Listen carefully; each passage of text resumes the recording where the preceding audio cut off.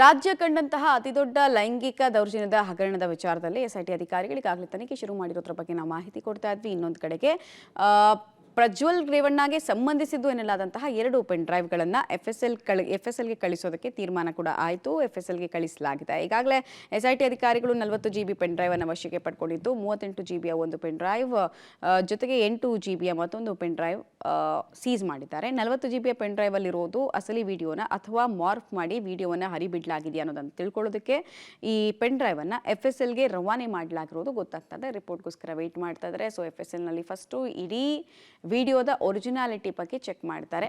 First ಎಡಿಟೆಡಾ ಅಥವಾ original ಆಗಿದ್ದರೆ ಯಾವ ಸಂದರ್ಭದಲ್ಲಿ ತೆಗೆದಿರೋದು ಮತ್ತು ಎಷ್ಟು ವರ್ಷದ ಹಳೆಯದಿದು ಆ ಥರದ್ದೆಲ್ಲ ಪ್ರಶ್ನೆಗಳಿಗೂ ಕೂಡ ಉತ್ತರ ಸಿಗಲಿಕ್ಕಿದೆ.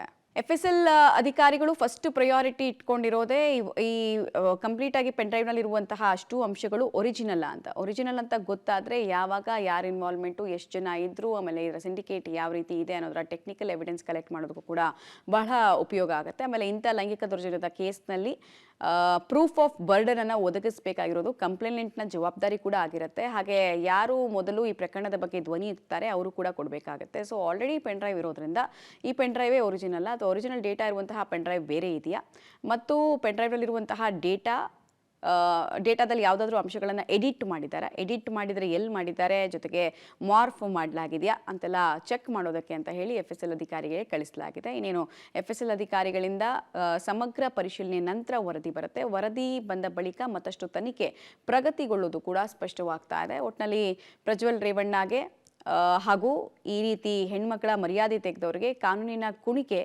ಬಹಳ ದಿನಗಳ ದೂರ ಇಲ್ಲ ಅಂತ ಹೇಳ್ಬೋದು.